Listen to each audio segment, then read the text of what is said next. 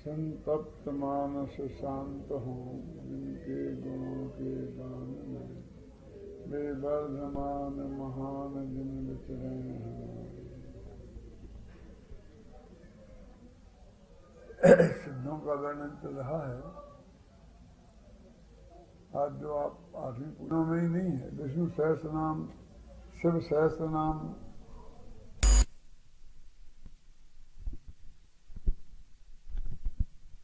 है और वो नाम लगभग आपस में मिलते जुलते भी हैं। उन्हें कितने नामों से पुकार सकते हैं, तो उसमें एक बात तो ये ध्यान में रखी कि जो हमारे शास्त्रों में पुराणों में भगवान के लिए जिन नामों से पुकारा गया है वो सब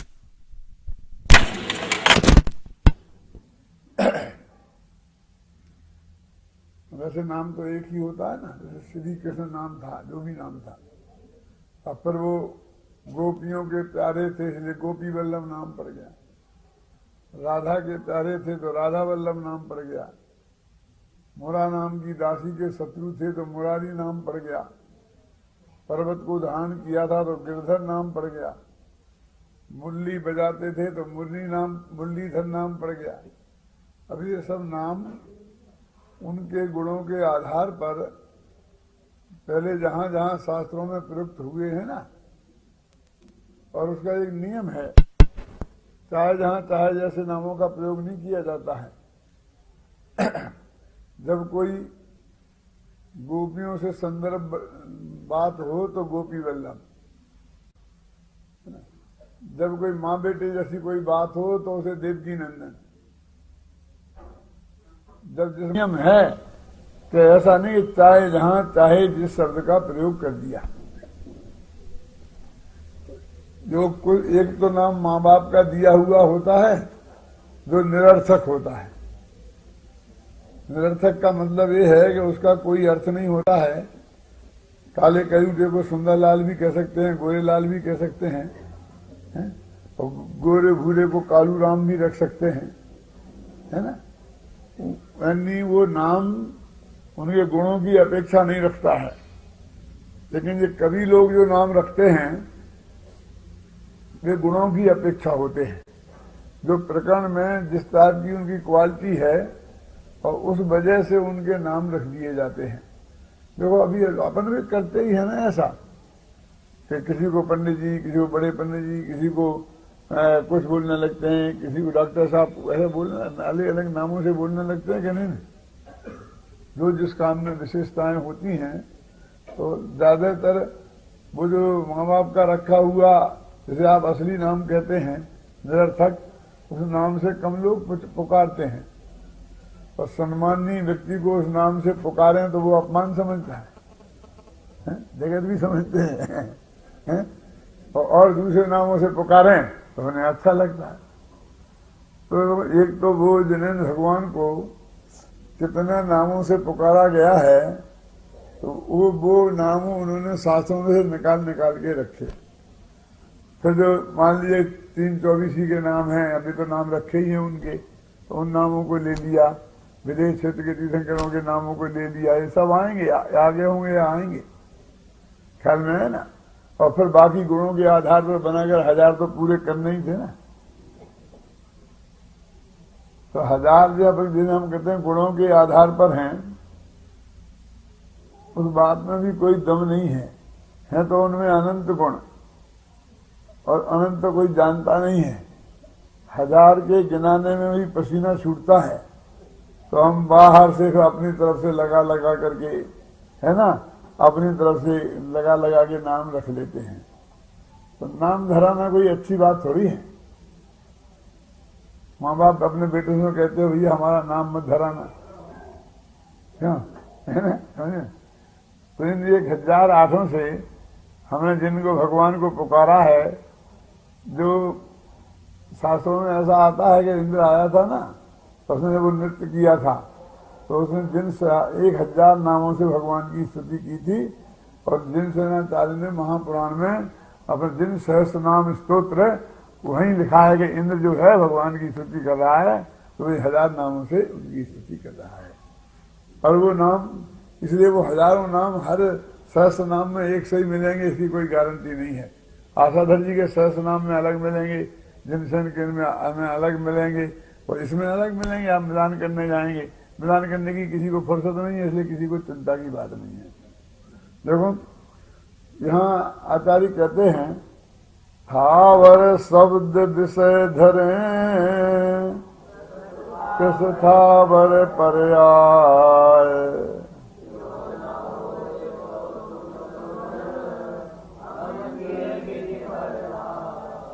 इसके अर्थ दो तरह से हो सकते हैं। कहते भाई ये शब्द जो हैं बहुत स्थूल हैं, थावर माने स्थूल, तो ये त्रिस और स्थावर पर्याय का ही वर्णन कर सकते हैं। थावर शब्द विषय धरें त्रिस थावर पर्याय, और तुम ना त्रिसो ना स्थावर हो, तो हम तुम्हारा वर्णन कैसे करें, है ना। क्यों न हुए तो तुम सुगुण हम की ही विधि वर्णाए, है ना।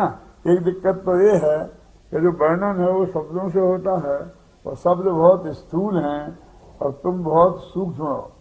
वो स्थूल शब्द त्रिस और स्थावर पर्याय का वर्णन कर सकते हैं। अब ये कहे कि तुम हमारे गुण बता रहे हो, जो असली हमारे गुण हैं वो तो बता नहीं रहे हो, और ये जो पुराने हैं जिन्हें हम छोड़ के चले गए, क्यों, महावीर वर्धमान फलाना फलाना और सन्मति, हमें मति ज्ञान कहाँ है, हम तो केवल ज्ञानी है। अब इनसे तुम हमारा वर्णन क्यों कर रहे हो, कि हम क्या करें। हमारे पास जो शब्द हैं वो त्रिस और स्थावर पर्याय की बात ही कर सकते हैं, तो समझे ना। तो तुम न त्रिसो न स्थावर हो, तो सिद्ध में तुम्हें वहां गुण हैं, उनको कहने करने की हमारी ताकत ही नहीं है। तो हमें पुरानी जो पर्यायों में तुम थे, जब साधु थे, जब आचार्य थे, उपाध्याय थे, अनंत थे, और जब अवस्थाओं की जो बातें हैं, हम तो उन्हीं के आधार पर तुम्हारे गुणों का वर्णन करेंगे। तो अब समझ लो कि ये गुण वर्णन कितना सार्थक है, कितना निरर्थक है, ये मैं नहीं कह सकता, लेकिन ये कह सकता हूं कि कितना सार्थक है ये आप सोच सकते हैं क्या। इसलिए एकदम कहीं बंध के बैठ जाना और उसे बहुत बड़ा आगम प्रमाण है और फलानी जगह लिखा है और ऐसे कह के अपने अज्ञान को सुरक्षित करना ज्यादा अच्छी बात नहीं है। इसमें ऐसे शब्द भी आएंगे कि तुम परोपकारी हो, कृपा के नाथ हो, दया के नाथ हो, क्यों, ऐसे नाम भी आ जाएंगे बीच बीच में। और देखो जयमाला में अभी क्या कहते हैं, सुनो देखो, तिस पर जो कछु कहते हैं केवल भक्ति प्रमाण,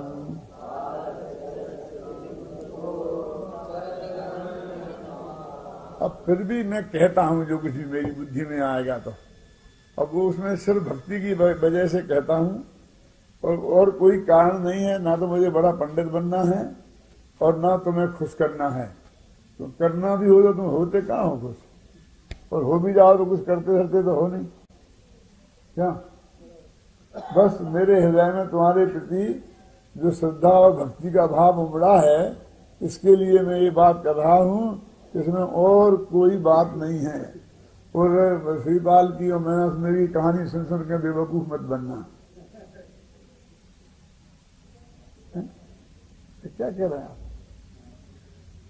श्रीपाल को कोड़ हो गया था और मैंने सुंदरी ने मिटा दिया था, कितनी पुरानी बात है, अरबों वर्ष पुरानी बात होगी। तो श्रीपाल मालूम कब शीतलनाथ के बांस उस जमाने में हुए होंगे, ये भी आसपास के नहीं है। और तुम्हें एक ही केस मिला जिसे अभी तक भुना रहे हो, यदि इससे कुछ होता है, घबराना नहीं, पूरी बात सुनना शांति से। तो फिर अभी एकाध का करके दिखाओ ना, हम क्या करें, तुम्हें श्रद्धा तो है नहीं, तो श्रद्धा से होता है, तो हमें नहीं है श्रद्धा, लेकिन तुम्हें तो है, किसी को ही नहीं है। हम तो जो है सो साफ कह रहे हैं आपके सामने, लेकिन जो एक डंके की चोट कहते कि नहीं 100% पक्की सच्ची बात है, हो ही जाएगा, तो वे करके बतावे ना, यदि किसी ने करके बता दिया तो मैं उसे गारंटी देता हूं कि इस जैन धर्म को 1 वर्ष में विश्व धर्म बना दूंगा। क्यों? आजकल इतना बढ़िया साधन हो गया टीवी का, चैनल का। क्यों? बराबर हम कोड़ी को लाएंगे तो तुम पाठ करना और छिड़कना। क्यों? समझे ना? अब वो ठीक हो जाएगा। ये सामने देखेगी सारी दुनिया तो एकदम मान लेगी या नहीं मान लेगी? तो यही धर्म सच्चा है। और दूसरा फायदा है कि दुनिया में जितने कोड़ी हैं वो सबसे ज्यादा उसमें भारत में है। 36% सारे विश्व के भारत में है। और अरबों रुपया गवर्नमेंट के उसमें खर्च होता है। गांव में तो उन्हें रहने नहीं देते, तो गांव के बाहर अस्पताल के नाम पर जेल खाने खोलते हैं और बेचारों को वहां जाके पटक देते हैं और सारा खर्चा गवर्नमेंट करती है। अरबों रुपए का बजट जाता है। तो तुम्हारा इस जरा से इस काम से गवर्नमेंट को अरबों रुपया बचेंगे तो तुम्हें सबसे बड़ी बड़ी उपाधि दी जाएगी, भारत रत्न बन जाओगे। लोगों का दुख दूर होगा वो तो बिल्कुल अलग बात है।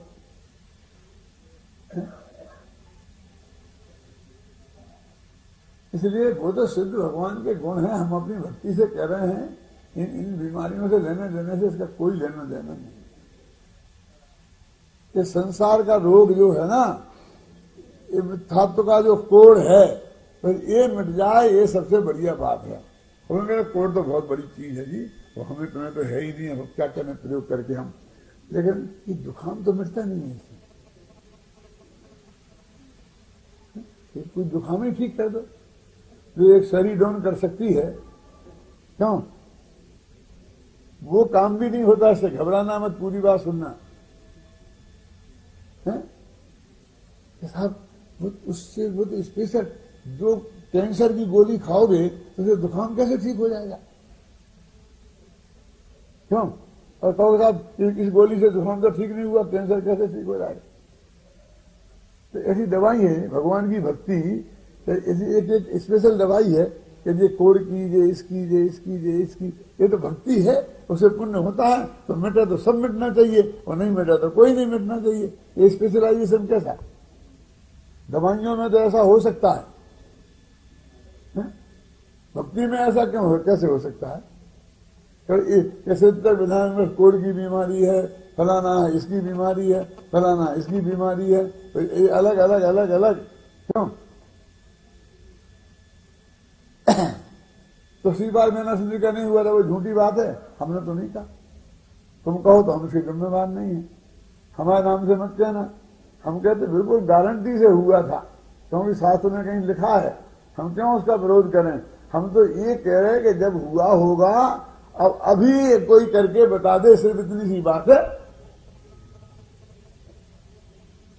जब रिसर्च होती है यूनिवर्सिटियों में तो एक दवाई दिखाई, एक मरीज को, 2 मरीज को, 100 को, 200 को, 500 को। जब वो 95 मरीज ठीक हो जाते हैं और 5 नहीं भी होते हैं तो गवर्नमेंट उसको रजिस्ट्रेशन करा देती है, अब तुम बाजार में बेच सकते हो। और 5 भी मरीज ठीक नहीं हो तो फिर गोली को बाजार में बेचने के लिए परमिशन मिलेगी? ऐसे इसका होना चाहिए ना। 1 प्रयोग, 2 प्रयोग, 10 प्रयोग, 95 प्रयोग ठीक हो जाए मान लो, और 1 प्रयोग वो भी तुम्हारे शास्त्रों में लिखा है, करोड़ों अरबों वर्ष पुराना। क्यों? और वो भी ऐसा करे मूछ वाला पकड़ा जाए दाढ़ी वाला। क्यों? सिद्ध विधान किसने किया? मैना सुंदरी ने। कोड किसका दूर हुआ? मैना सुंदरी ने किया तो मैना सुंदरी का होना चाहिए। श्री बार कह रहे, श्री बार का होना चाहिए। यही हुआ ना। अब ये रही सवाल कि श्रद्धा नहीं है, श्रद्धा नहीं है, तो तुम तो श्रद्धा तो मैना सुंदरी में थी, श्रीबाल को कहां थी? और पानी छिड़क दिया। नहीं, पानी का गंदोदक है, मैं गंदोदक कहना नहीं चाहता हूं, फिर लोग उल्टा अर्थ करने लगते हैं। जाते हैं मंदिर में, भगवान का वो किया अभिषेक, तो उसमें पानी लाया तो उसे आंख में, आंखें ठीक रहेंगे, खराब हो जाएंगी बेवकूफ, क्योंकि इतनी धूल है, इतना इन्फेक्शन है उसमें, तो गंदे पानी से आंख धोने को डॉक्टर कहते हैं। डॉक्टर कहते हैं आंख भी उस अच्छे पानी से धोना चाहिए। ऑपरेशन होता है तो डिस्ट्रिक्ट वाटर से आंख धोने को देते हैं, 10 रुपए का इतनी सी शीशी आती है कि जिससे आंख धो।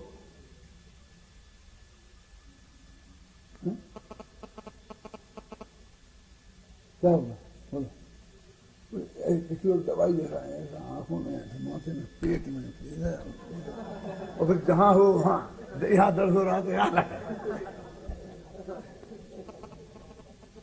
ये पागलों की बस्ती में भगवान फंस गए।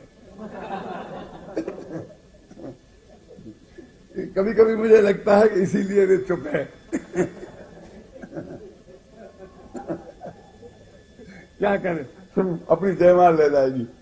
इस पर जो कछु कहते हो केवल भक्ति प्रमाण, बालक सस जल शशि बिंब को चाहत ग्रहण निज पान। बालक ही देखो, थाली में पानी भराओ तो चांदनी रात में रख दो तो उसमें एक चंद्रमा दिखता है, तो बच्चे चंद्रमा की हट करते हैं, मैया मैं तो चंद्र खिलौना ले हूं, तो रख देते हैं उसमें। तो कहते हैं वो जो बच्चा उसे पकड़ने की कोशिश करता है, लेकिन उसमें चंद्रमा मंद्रमा तो है नहीं, तो पकड़ में आए कैसे? तो बच्चे ही ऐसी मूर्खता कर सकते हैं, कैसी कि थाली के जल में पड़े हुए चंद्रमा के बिंब को पकड़ने की कोशिश करें। मेरा ये प्रयास जो शिक्षक विधान लिखने का, ये ऐसी ही मूर्खता का काम है। तो क्या लेना? बालक जल शशि बिंब, बालक जो है जल माने पानी में पड़े हुए, जो शशि माने चंद्रमा के बिंब को, चाहत माने चाहता है, ग्रहण माने ग्रहण करना, निज पान अपने हाथ से, अपने हाथ से पकड़ना चाहता। कौन? बालक ही। समझदार तो जानते हैं कि यहाँ चंद्रमा फंद्रमा है ही नहीं, पकड़ में आने ही वाला नहीं है चंद्रमा, ख्याल में है ना। ऐसे ही सज्जन लोग तो सब समझते हैं, अभी मैं बालक जैसा हूं तो कर रहा हूं, मेरा ये काम भगवान बालक जैसा है। अब हम महान महान, कितना महान विधान है। कभी से तो पूछो क्या कह रहा है वो, क्यों? जय पर निमित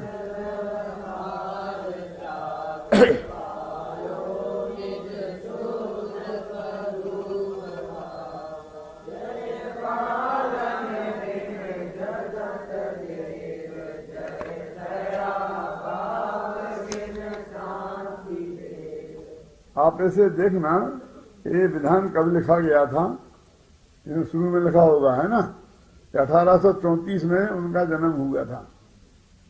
1834 माने मेरे से 201 बरस पहले, समझ गया ना। तो ये विधान भी जब लिखा गया तो 200 बरस पुराना तो हो गया ना। तो तब कान्जी स्वामी का नाम भी दुनिया में नहीं आया था, तभी की ये लिखी बातें हैं। जरा देखना क्या लिखा है इसमें। जय हे भगवान, पर निमित्त और व्यवहार का आपने त्याग किया, इसलिए आपने अपना शुद्ध स्वरूप को प्राप्त किया। तो व्यवहार से प्राप्त होगा कि व्यवहार के त्याग से?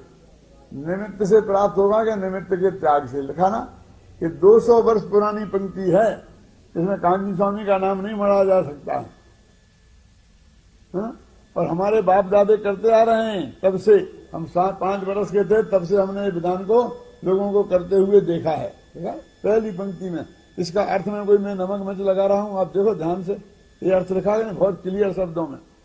कांतिलाल जी, जय पर निमित्त व्यवहार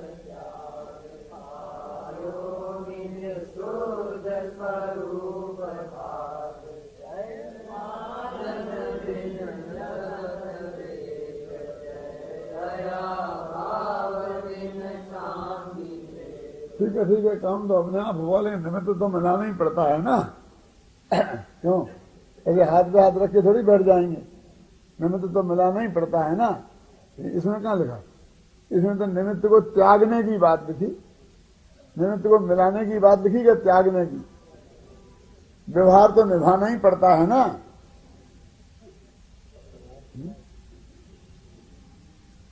क्यों? व्यवहार तो निभाना ही पड़ता है ना। तो इसमें व्यवहार निभाने की बात लिखी कि व्यवहार त्यागने की बात लिखी? हमारे एक नेताजी है ना, दहीलाल भार्गव, कोई का मरण, कोई की शादी हो, कार आए चाहे नहीं आए, अखबार में पढ़ के देख के हर एक के यहाँ पहुंच जाते हैं। बहुत अच्छे नेता हैं, इसीलिए प्रधानमंत्री बन गए। ये दहीलाल भार्गव बोल रहा हूँ। क्यों? सब बहुत खुश हैं, सब बहुत खुश हैं। 6 साल जगह जीत गए। अब जो जिंदगी भर यही करता रहेगा तो असली काम तो कर नहीं सकता। यदि प्रधानमंत्री बना देते उन्हें तो फिर देश का क्या होता? क्योंकि वो तो सबके पीओ में जाते रहते। मेरे साथ ही बहुत बड़ा संकट है। जब मैं यहाँ आया ना जयपुर में, तो तब से सुबह मैं प्रवचन करता था डेली बड़े मंदिर में, और वहां का नियम है कि सुबह 8 बजे 8:30 बजे तिया निकलता है, वही मेरे प्रवचन का समय। तो रोज ना एक दो तिया। अब वो मैं चाहूं तो मैं प्रवचन ही नहीं कर सकता। तो मैं तो धीरे धीरे बहुत कम कर दिया, बंदे जैसा कर दिया। अब तो ताकत भी नहीं रही है। तो लोगों ने मेरे से कहा, वो बहुत समझने लायक है, कि पंडित जी तुम किसी के तिया में नहीं जाओगे तो तुम्हारे तिया में कौन आएगा? तो बात तो तुम सच्ची कहते हो, तो व्यवहार है ना। हम तुम्हारे तिया में जाएंगे तो तुम हमारे तिया में आओगे। लेकिन जितने तियों में हम जाएंगे वे तो सब मर गए, वे कैसे आएंगे हमारे तिया?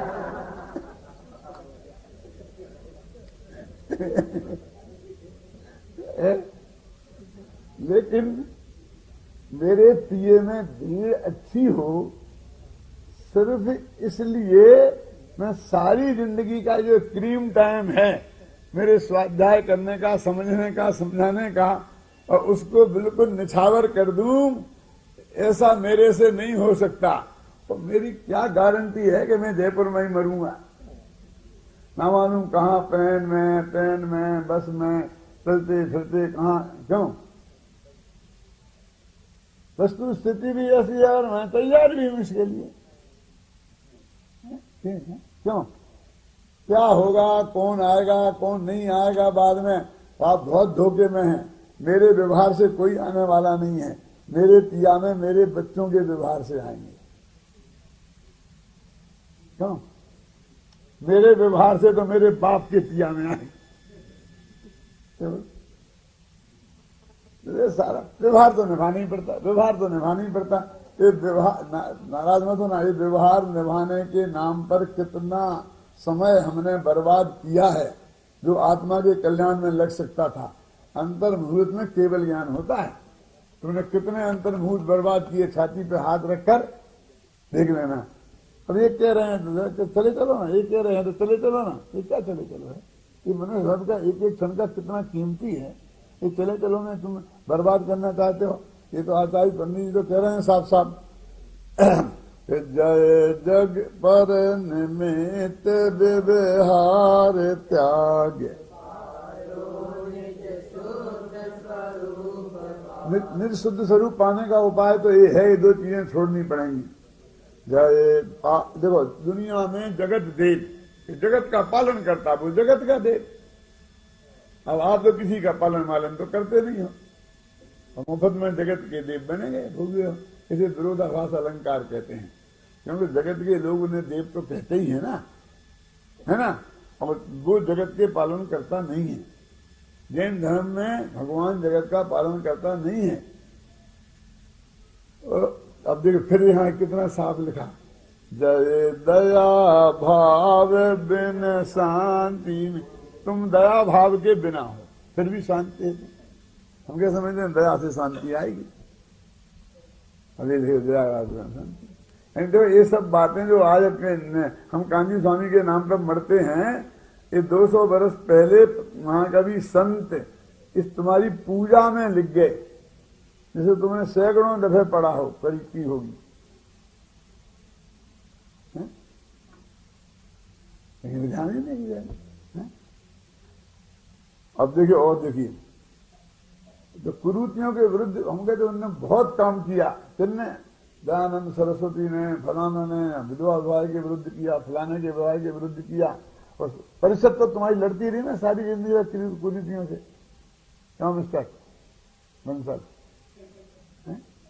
कुरीत कहते किसे, ये जानते हो पहले? कि कुरीतियों से लड़ते रही। देखो पढ़ो, पर दुख सुख कारण कुरीति तारे। वही विरोधाभास अलंकार चल रहा है कि हे भगवान, संसार में एक कुरीति चलती थी, क्या कि एक जीव दूसरे के सुख को सुख दे और दूसरे के दुख को दूर करे, ये थी कुरीति। समझ गए ना? ये बात मैंने बालवोध पाठमालाओं में लिखी है। ये दहेज प्रथा और फलानी प्रथा और मरण भोज, ये तो सामाजिक कुरीतियां हैं।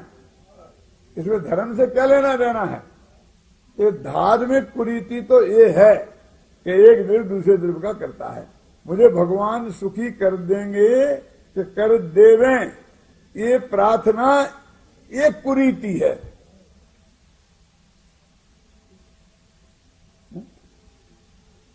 कितनी बढ़िया भावना है कि भावना दिन रात मेरी, सब सुखी संसार हो। कितनी अच्छी भावना है। ये अच्छी है तो बुरी भावना क्या होती है फिर? क्यों? सारा संसार सुखी हो जाएगा तो मोक्ष में कोई क्यों जाएगा? यहां तो हमें पढ़ते आए हैं कि जो संसार विषय सुख हो तो तीर्थंकार क्यों त्यागे, काहे को शिव साधन। वे तो कहते संसार में कभी सुख होने ही वाला नहीं है, संसार में सुख है ही नहीं, और क्यों ठोके जा रहा है? सब सारा संसार सुखी हो जाए, सारा संसार सुखी हो जाए, सर्वे भवन्तु सुखिनः। अब क्या करे? सारे जगत से बिल्कुल विरुद्ध है जैन दर्शन। भाई साहब, जैन दर्शन समझना हो बहुत चौड़ी छाती चाहिए। जैन दर्शन के नाम पर आज तक हम सब जैन दर्शन का विरोध करते रहे हैं।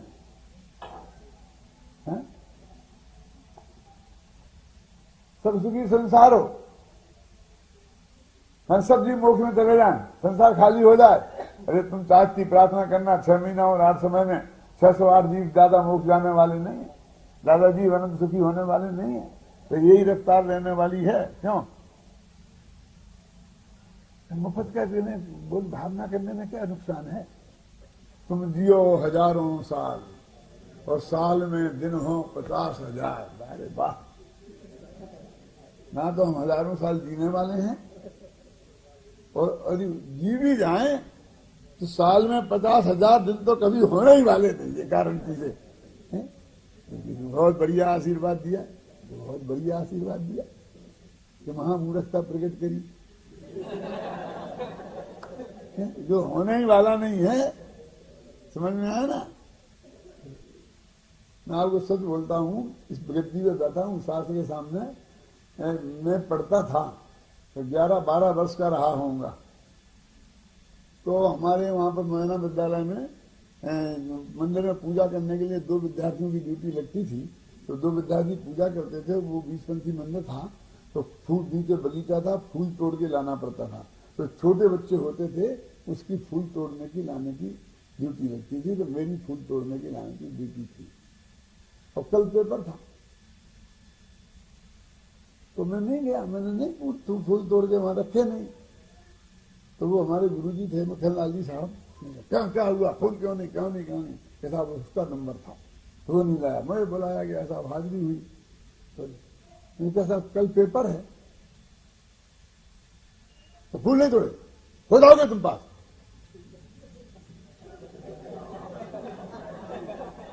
तो फूल नहीं तोड़ने से पास नहीं होऊंगा, फूल तोड़ने से पास हो जाऊंगा।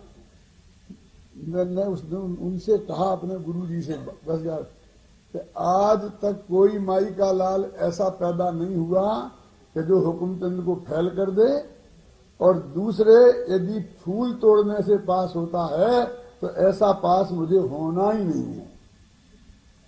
सब देखते रह गए कि क्या हुआ क्या हुआ क्या हुआ। मतलब तब का ऐसा थिंकिंग है मेरा शुरू से ही, ये क्या है, इससे लेना देना क्या। उस एक इंद्रिय को तोड़ा, उसे पास होने का क्या संबंध है। उसे पाप माप थोड़ा बहुत जरूर लगेगा, पुण्य लगने का तो काम ही कहाँ है वहां, बोलो, है ना। और पुण्य लगेगा तो पुण्य से पास होते हैं क्या। देखो विधान कल कर लेना बाकी का। पर सुख दुख कारण शक्ति, फिर भी व्यवहार से कहते हैं कि तुम में दूसरे को सुखी दुखी करने की शक्ति है। ये व्यवहार का कथन है, इसलिए यहाँ विरोधा अलंकार के रूप में लिया। पुण्य पुण्य नब्बे नब्बे नित्य जान रीत, हे भगवान, इस संसार में नया नया जन्म लेना, फिर बार बार पैदा होना, मरना, पैदा होना, ये ठीक नहीं है। आपने ये पुनीत माने पवित्र रीति चलाई, ये जन्म मरना ही ठीक नहीं है। जन्म मरण से भेद जो रीति है उसको तुमने सारे लोग में व्याप्त की। जय लीला रास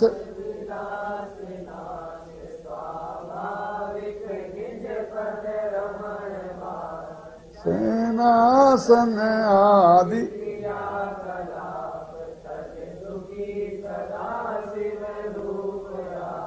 कि दुनिया में वो लोग सुखी माने जाते हैं कि जो लीला रास रचाते हैं, 5 दिन के भोगों में मस्त रहते हैं, करो घूमने पिकनिक के लिए, इसके लिए नाचना गाना, नाचना गाना। तो मैंने आगे देखा कि आज इधर कितना ऐसा गंदा क्यों हो रहा। मैंने डांटा, आज सफाई नहीं कराई क्या। सफाई तो हुई थी, तो ऐसा क्या हो गया कि लोग नाचे ना, इसलिए गंदगी थी। मैंने कहा स्मारक में भी लोग नाचते हैं, ये मैंने पहली दफे सुना है। नाचने में धर्म होता है, नाचने में पूजा भक्ति होती है, नाचने में जीवों की हिंसा होती है। ये नाचना गाना धर्म है क्या, धर्म है। तो नहीं, वो सौधर्मेंद्र नाचा था। सौधर्मेंद्र जिंदगी में एक ही दफे नाचता है जब तीर्थंकर का जन्म कल्याणक होता है, ना उसके पहले कभी नाचता है ना उसके बाद कभी नाचता है।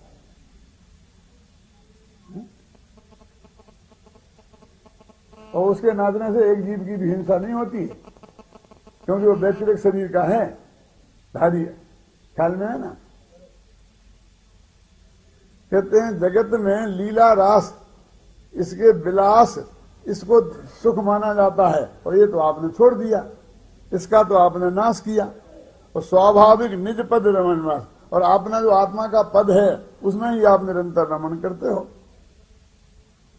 देखो मैंने कभी जिंदगी में, मुझे बिल्कुल पसंद नहीं है ये। बाबू भाई थोड़ा नाचते थे, मैं बाबू भाई को बहुत कई दफे कहता था, तो भाई ये क्या है, एक पंडित मुझे शोभा देता है, गुरुदेव नाचते हैं कभी। यहाँ शांता बहन आई थी, वो यहाँ रहती थी, उनने भी ये जगह शिक्षक विधान किया था, तो वो भी जरा उनको भी शौक था नाचने नचाने का। तो मुझे पकड़ू के एक आध दफे वो पकड़ा दी थी, मैंने ऐसा कर दिया था, नहीं ना तेरे फोटो कहीं मिल जाएंगे, क्योंकि लोग पकड़ू के तो फोटो खींच लेते हैं।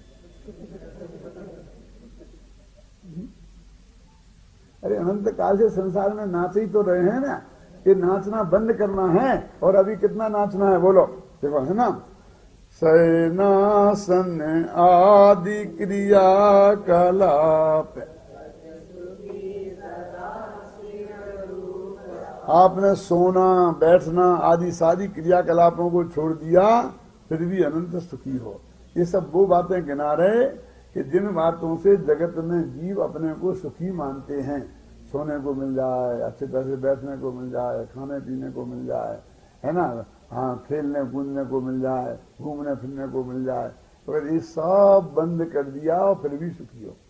तो ये जगत के जीव सारी क्रियाएं करते हैं और फिर भी इनके सुखी नहीं हैं। अब ये इनडायरेक्ट बात है, जिसे ज्यादा विस्तार देने की जरूरत नहीं है। मैं सिर्फ आपको इशारा करता हूं, जो समझ जाए वो समझ जाना, नहीं समझे वो नहीं समझना।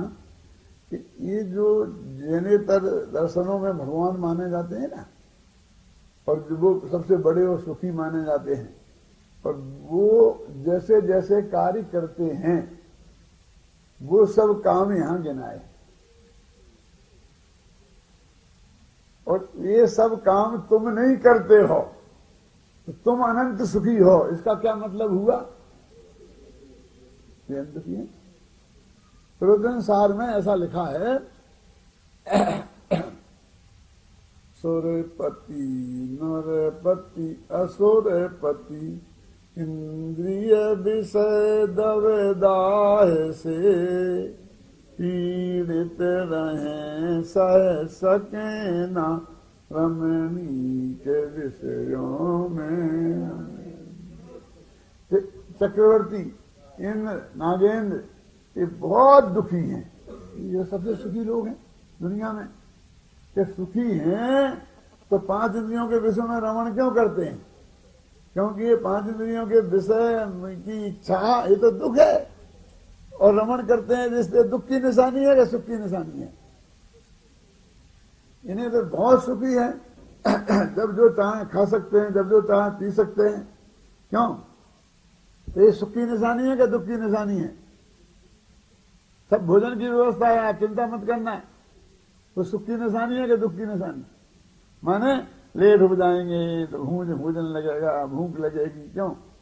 तो मेरे सब चीजें आपने छोड़ दी, फिर भी आप अनंत सुखी हो। इससे सिद्ध होता है कि इन चीजों में रंच मात्र भी सुख नहीं है। और पहले से ऊपर से आप यहां तक लगा लेना। कैसा? लीला रास विलास, समझ गए ना? शयनासन आदि क्रियाकलाप, ये सब चीजें अवांग में बिन काम।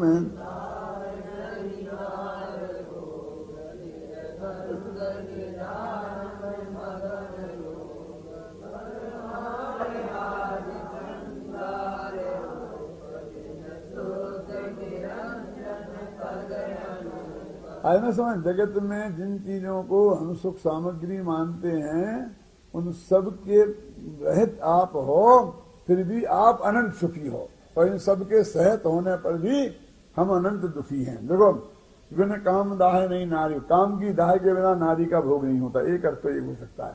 दूसरा अर्थ है कि आपके काम की दाह आपको नहीं है, नारी का भोग आपको नहीं है।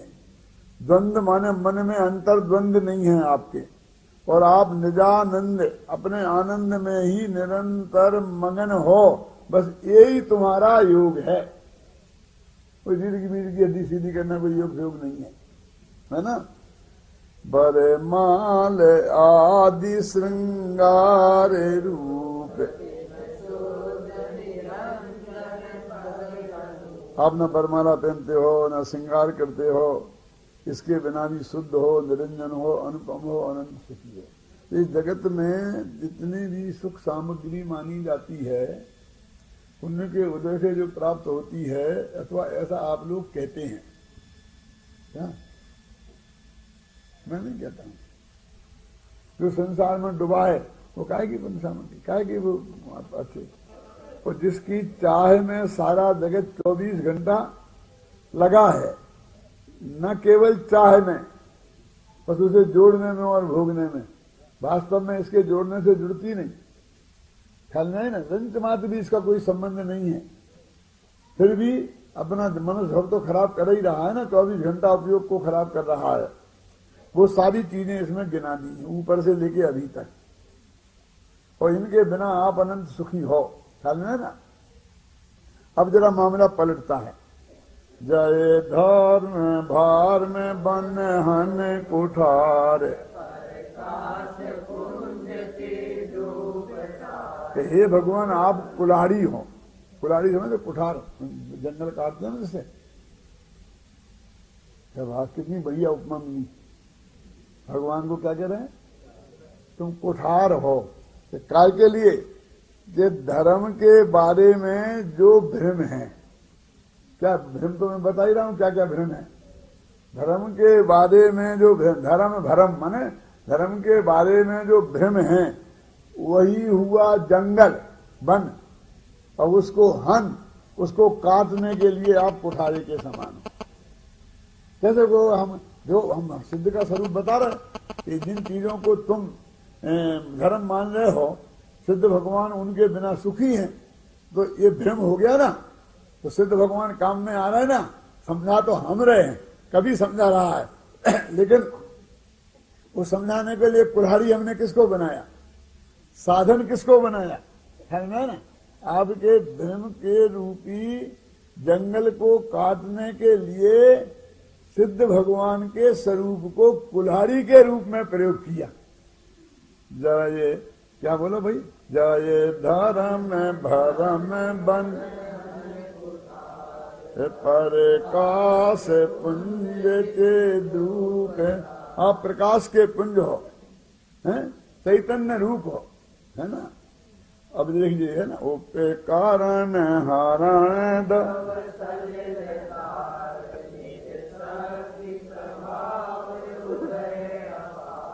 ये जो पंक्ति है इसमें थोड़ी गड़बड़ दिखती है।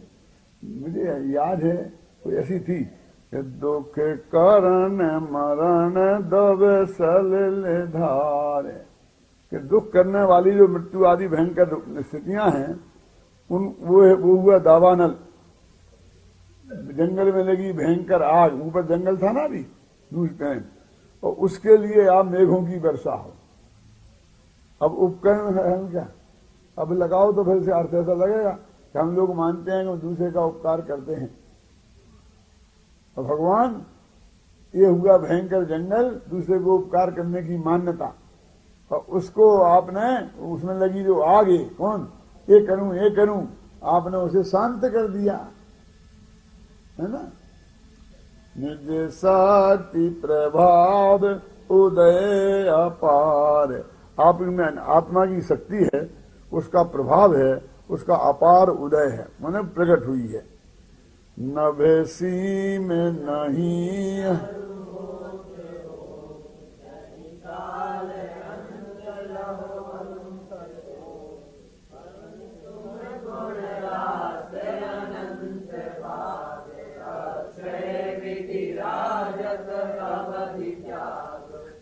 आकाश की सीमा नहीं होती है, तो होती हो, हमें क्या लेना देना।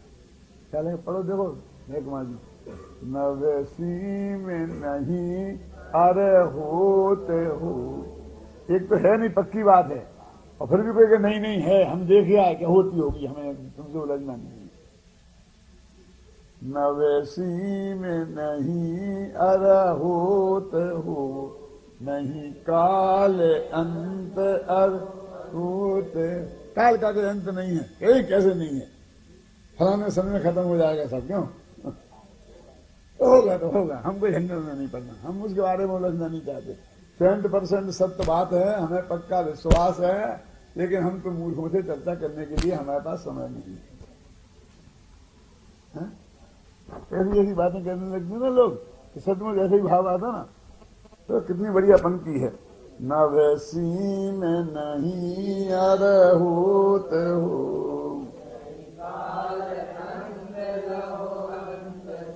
पर तुम गुण रास अनंत भाग। क्या कह रहे, तुम्हारे गुणों की जो राशि है ना, ढेर, तुम्हारे गुणों का एक ढेर लगाया, वो कितनी है कि उसका अनंतमा हिस्सा लो। जितनी राशि है उस राशि का अनंतमा भाग लो, तो वो भी अक्षय है। क्या इतने अधिक गुण हैं, समझे ना। और अवधि त्याग, ये कब तक रहेंगे, अवधि त्याग, कोई मर्यादा नहीं है, अनंत काल तक। तुम में वे ऐसे अनंत गुण अनंत काल तक रहने वाले हैं। यानी आकाश का अंत आ जाए तो आ जाए, काल का अंत आ जाए तो आ जाए, लेकिन तुम्हारे गुणों का अंत आने वाला नहीं। ये अपन कहते हैं ना, चाहे सूरज से पश्चिम में से उग जाए, लेकिन मेरी बात झूठी नहीं हो सकती। तो सूरज तो कोई पश्चिम से उगेगा ही नहीं, तुम्हारी बात कौन सी बात है कि सूरज पश्चिम से उग जाएगा और फिर भी तुम्हारी बात झूठी नहीं होगी? पता तो दो वो परम सत्य क्या है कि सूरज पूरब से उगता है। जब कहते हो जब सूरज पश्चिम से उग जाएगा तो तुम्हारी बात झूठी कैसे नहीं होगी? कि कैसे होगी? हमारी तो परिभाषा ये है कि पूरब किसे कहते हैं, जहां से सूरज उगे। हमारे बाप का क्या बिगड़ता है?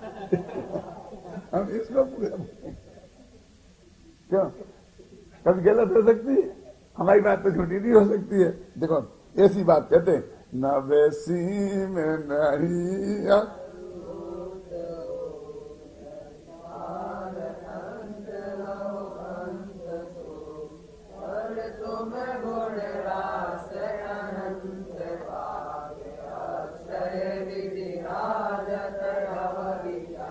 आनंद जलधि धारा प्रवाह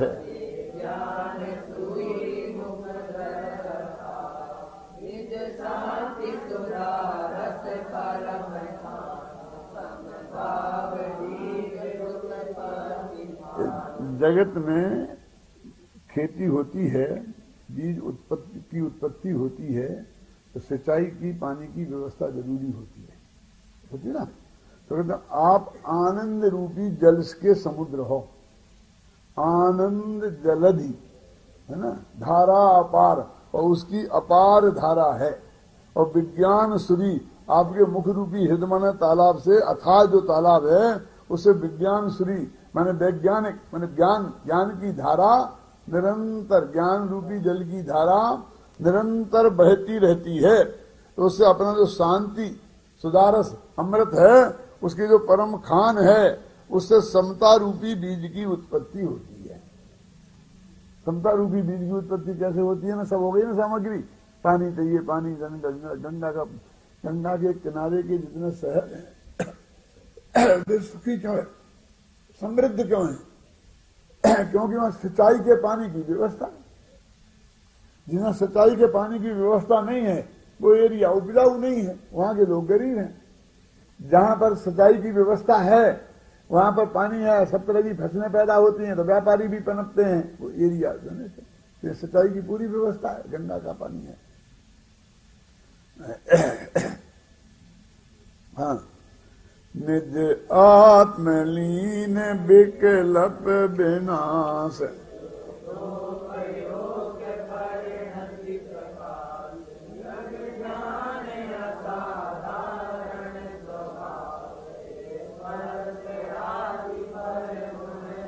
हे भगवान, तुम आत्मा में लीन हो, संपूर्ण विकल्पों का नाश आपने कर दिया है, शुद्धोपयोग रूप परिणति का प्रकाश किया है।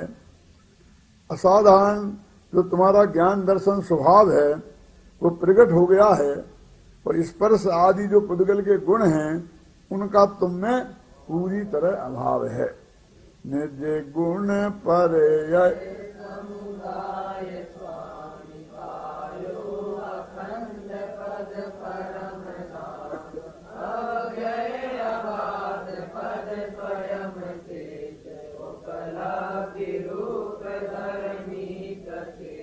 अब कहते भाई तुम मोक्ष में है, ये नहीं है, ये नहीं है, ये नहीं है, तो कुछ है क्या?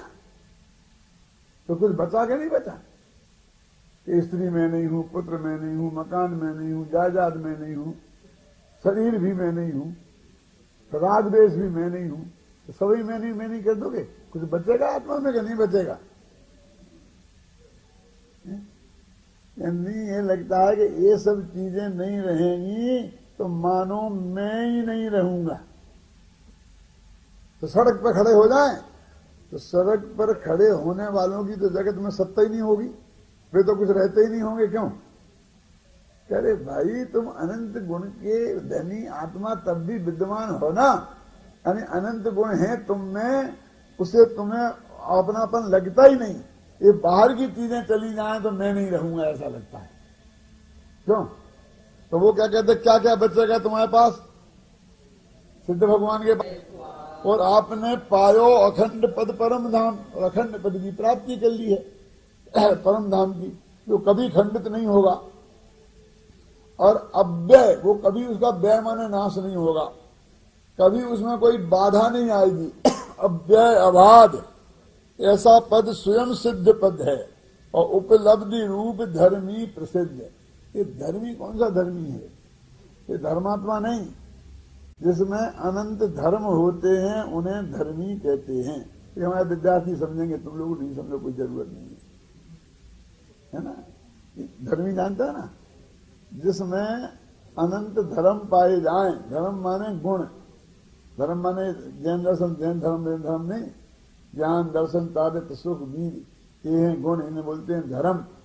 और ये जिसमें पाए जाएं उसे बोलते हैं धर्मी। तो निगोदिया भी धर्मी है, दुष्ट से दुष्ट आदमी भी धर्मी है, क्योंकि उसके अनंत धर्म पाए जाते हैं। हम जो बोलते हैं ना, विकार को अधर्म और निर्मल पर्याय को धर्म, वो धर्म नहीं है। कहते हे भगवान, तुम्हारे लिए उन अनंत धर्मों की प्राप्ति, अनंत धर्म निर्मल हो गए हैं, तो ऐसे धर्मी हो। एकाग्र रूप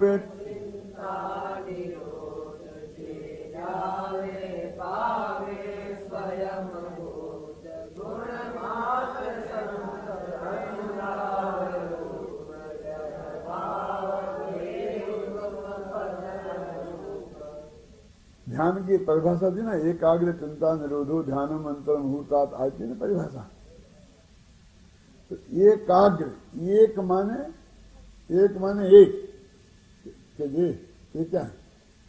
दो हैं? दो नहीं है, दो एक हैं। तो एक और एक, दो कहाँ है?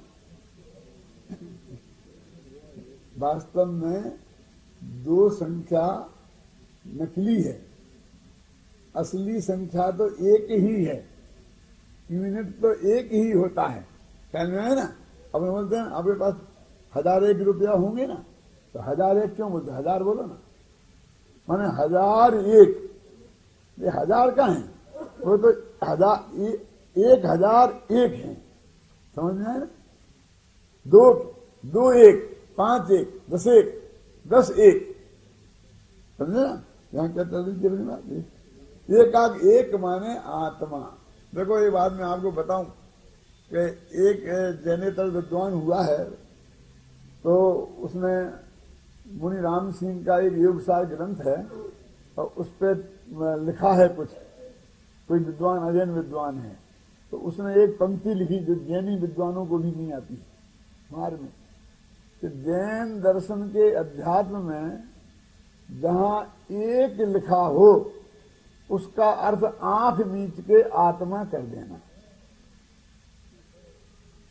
एकाग्र माने आत्माग्र, किसी एक में नहीं, कहीं भी एक खंभे पे लगाओ, उस खंभे का ध्यान करो तो ध्यान हो जाएगा ना। और एक का अर्थ आत्मा है, ये नहीं जानने से क्या दिक्कतें हुई?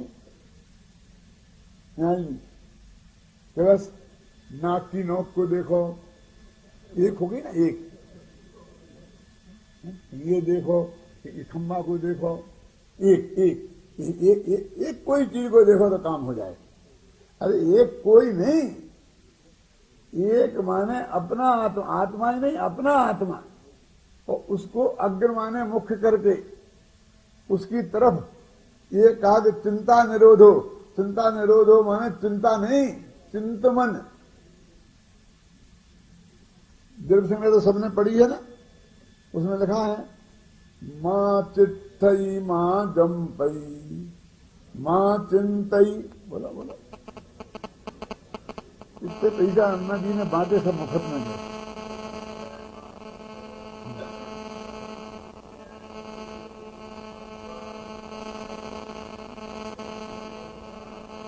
समझ में ना?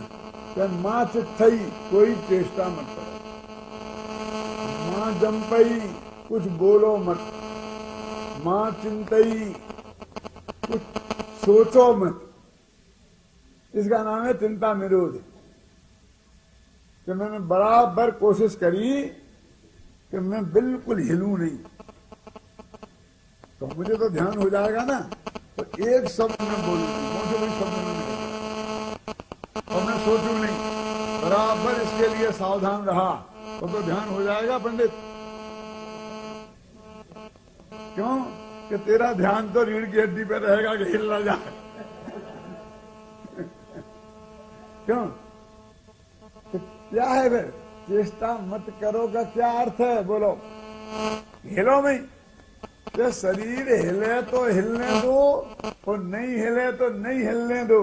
तुम अपना उपयोग वहां से हटा लो, इसका नाम है चेष्टा मत करो। समझ में आई? तुम सोच सकते हो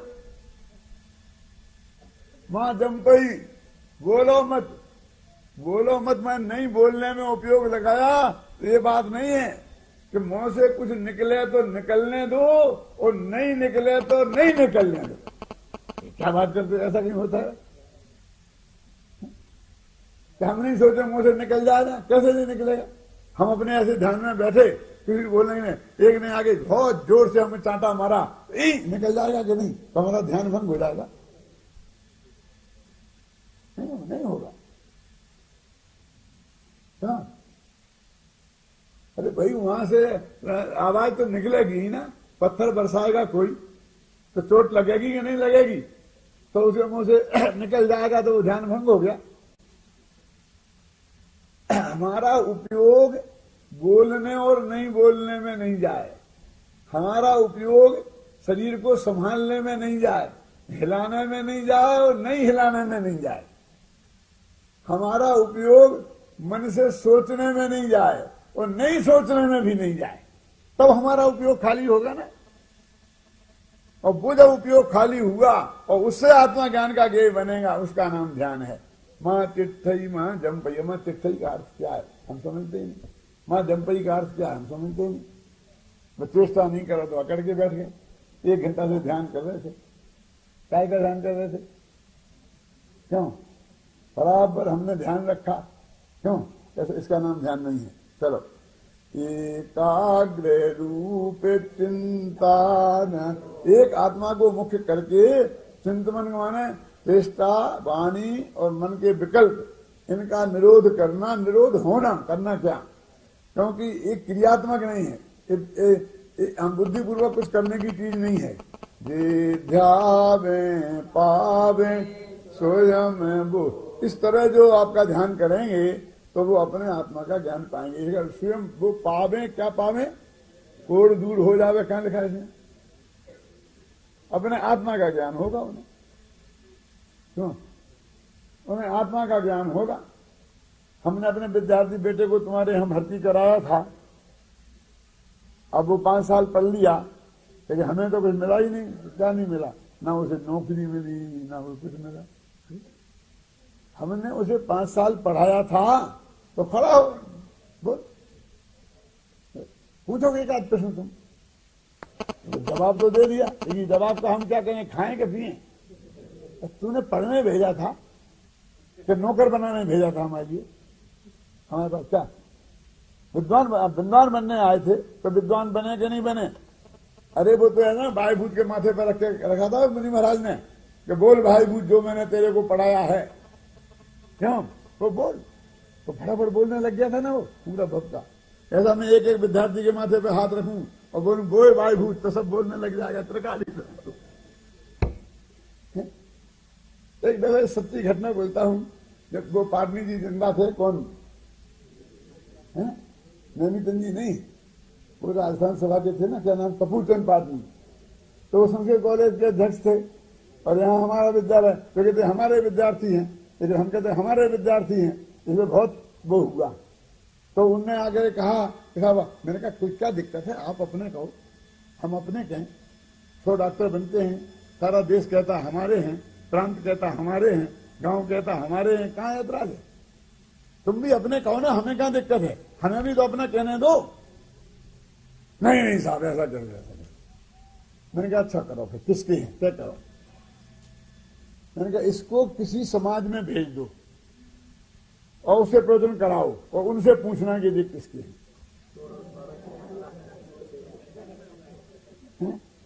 इसे बेहोश कर दो और फिर बेहोशी में इससे पूछना कि वे किसके हैं। तो जिसके जे कहे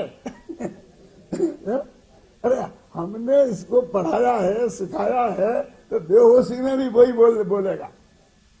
तुम्हारा ऐसा सील लगाने से तुम्हारा नहीं हो जाएगा, फिर भी हम तुम्हें ये परमिशन दे रहे हैं कि तुम सील लगाओ, तुम इन्हें अपना कहो, क्या ख्याल में आए ना, तो हमें कोई ऑब्जेक्शन नहीं है।